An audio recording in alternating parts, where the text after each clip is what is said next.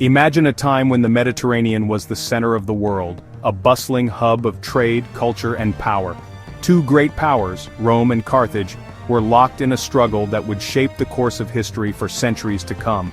Rome, a republic of iron and ambition, faced Carthage, a city of merchants and sailors whose empire spanned the seas, reaching far and wide. Their rivalry was more than just battles. It was a profound clash of cultures, ideas, and destinies, each vying for supremacy. For centuries, their stories intertwined in a complex dance of power and influence, but history was ultimately written by Rome, the victor. Carthage's legacy was nearly erased, its libraries burned, its people scattered, its story told only by its enemies, the Romans. But is that the whole truth? Recent archaeological discoveries are challenging the old Roman narrative, revealing new insights. Scholars like Eve MacDonald are piecing together a more nuanced portrait of Carthage, a vibrant, sophisticated society, not just Rome's villain, but a civilization in its own right. So let's journey back to the ancient southern Mediterranean, to walk Carthage's streets, sail its ships, and meet its people, understanding their way of life. We'll sift through myth and propaganda to uncover the real Carthage, a place of innovation and resilience. What was this empire truly like? And what secrets has it kept, waiting for us to discover? Join us as we unravel the mysteries of Carthage. Our story begins with Queen Dido, a legendary figure whose courage and intelligence would shape the destiny of an entire civilization. Fleeing her homeland of Tyre after her brother, the ruthless King Pygmalion, murdered her beloved husband, Dido gathered a group of loyal followers and set out on a perilous journey. With her companions she sailed across the vast and unpredictable Mediterranean, braving storms and uncertainty, all in search of a new beginning and a place to call home.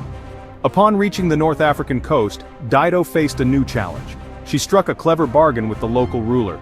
She could claim as much land as could be encompassed by a single ox hide.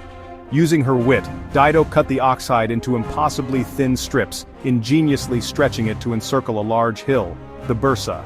It was here, on this strategic rise, that she founded Carthage, which would later be known to the world as Carthage. This mythic tale captures the essence of Carthaginian ingenuity and resourcefulness, qualities that would define the city for centuries to come. Carthage's location was a masterstroke of strategy, perfectly positioned to control the vital strait between Sicily and Africa, a crossroads of ancient trade and power.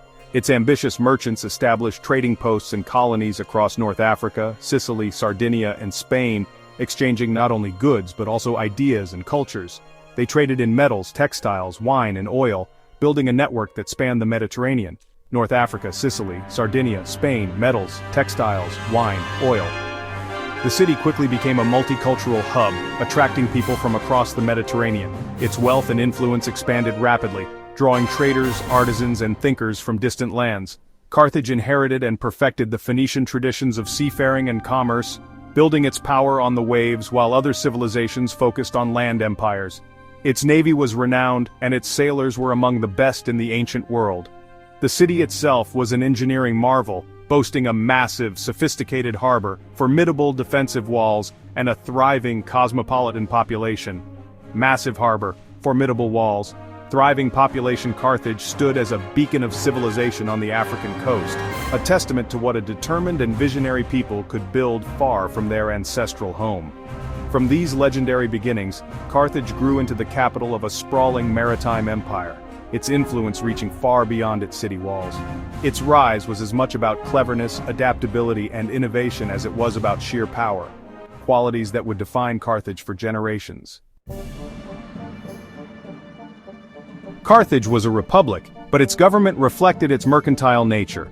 Two annually elected suffetes, or judges, led the state, not kings but officials from powerful families.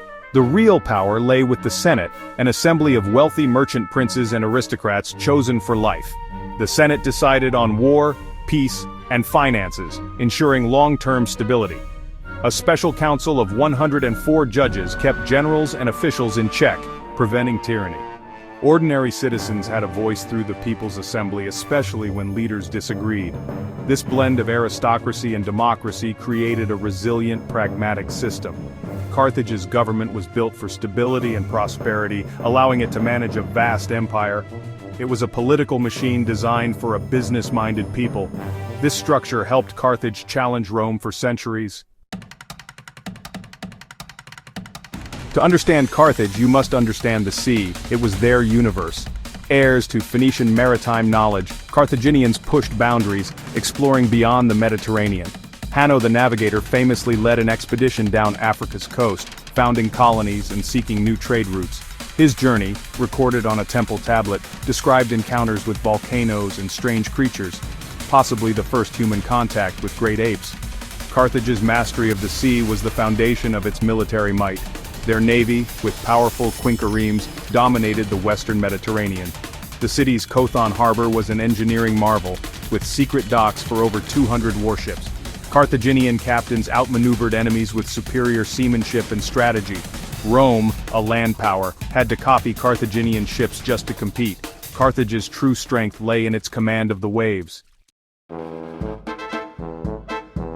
Carthage's spiritual world was rich and complex, centered on Baal Hammon and Tanit. Temples and sacred precincts called Tophets dotted the city, where offerings were made to the gods. Archaeologists found thousands of urns in Tophets, sparking the infamous claim of child sacrifice. Roman writers painted Carthage as cruel, using these claims to justify its destruction. But modern scholars suggest Tophets were cemeteries for infants who died naturally, not sites of routine sacrifice. In a world of high infant mortality, these grounds may have been places for grieving parents to entrust lost children to the gods. Inscriptions speak of blessings and fulfilled vows, hinting at hope and remembrance. The truth is more nuanced than Roman propaganda allowed. Carthaginian religion was deeply woven into daily life, reflecting both grief and resilience. As Rome and Carthage expanded their influence across the ancient world, their ambitions inevitably collided. Sicily became the flashpoint, a prize both empires desperately wanted. The Punic Wars erupted, a century-long struggle for supremacy over the Mediterranean, shaping the fate of nations and the course of history itself. The First Punic War was a fierce naval contest, with both sides battling for control of the sea lanes and the vital island of Sicily. Rome, inexperienced at sea, built a fleet from scratch, ingeniously copying Carthaginian ships and adapting their own designs for war. They invented the Corvus boarding bridge, turning sea battles into infantry clashes. After decades of brutal fighting, Rome finally won Sicily, but the bitter rivalry between Rome and Carthage was far from over, and new conflicts loomed on the horizon. The Second Punic War saw the legendary Hannibal lead his army, including war elephants, on a daring march across the Alps, stunning Rome with brilliant victories like Cannae, where Roman legions were nearly annihilated. Yet Rome's resilience and strategic cunning prevailed. They avoided direct battle, struck at Carthaginian holdings in Spain and Africa, and eventually forced Hannibal to return home. At Zama, the Roman general Scipio Africanus defeated Hannibal in a decisive battle, ending Carthage's hopes of dominance and breaking its power. The Third Punic War was a final, merciless act of destruction. Rome was determined to erase its old enemy forever. Carthage was wiped from the map, its cities razed, its people scattered or enslaved, and its legacy nearly lost to time. Rome emerged as the uncontested power of the Mediterranean world, its influence spreading farther than ever before. But the struggle had changed both empires forever, leaving scars and shaping cultures for centuries to come. The Punic Wars were a true turning point in world history, echoing through the ages as a story of ambition, innovation, and relentless conflict. Carthage's fall was as much about the power of narrative and memory as it was about conquest, reminding us how history is shaped by both victors and the vanquished. For centuries, Carthage's story was buried beneath Roman ruins and propaganda. Recent archaeological digs are revealing a different city, one of comfort, innovation, and vibrant urban life. Multi-story homes with courtyards, mosaics, and advanced plumbing show a people who valued beauty and practicality. The Kothon harbor's remains confirm ancient accounts of Carthaginian naval engineering. Ship sheds, ramps, and dry docks reveal a military-industrial complex of stunning efficiency. Everyday objects, pottery, tools, jewelry, tell of a culture both rooted in Phoenician tradition and open to Mediterranean influences. The re-examination of the Tophet challenges the darkest Roman myths. Each discovery gives Carthage its voice back, letting us see the city as it truly was. Carthage was more than Rome's enemy. It was a central force in the ancient world. Its influence spanned continents, connecting Britain's tin, Spain's silver, and Africa's riches to the Mediterranean. Carthage perfected shipbuilding and navigation, creating a maritime empire that inspired future civilizations. Its legacy shaped not just Rome, but the entire region. Carthage was a unique African empire blending Phoenician and Berber cultures into something new. Ignoring Carthage is to overlook a vital chapter in African and world history. Even in defeat, Carthage forced Rome to innovate and expand, forging the Roman Empire we know. The ghost of Carthage haunted Rome, a reminder of the price and fragility of power. Its story is a testament to the enduring impact of rivalry and cultural exchange. Why care about Carthage? Because its story is timeless, a lesson in how history is written, and by whom. Rediscovering Carthage teaches us to question dominant narratives and seek out silenced voices. The clash between Rome and Carthage was a contest of different models of power, land versus sea, military versus commerce. Their struggle feels relevant today, as different systems compete on a global stage. Carthage's tale is one of ingenuity, resilience, and the courage to build anew. Exploring its lost world enriches our understanding of humanity's past. By bringing Carthage back into the light, we connect with a forgotten branch of our own story. It's another chapter in the grand epic of who we are and where we've come from.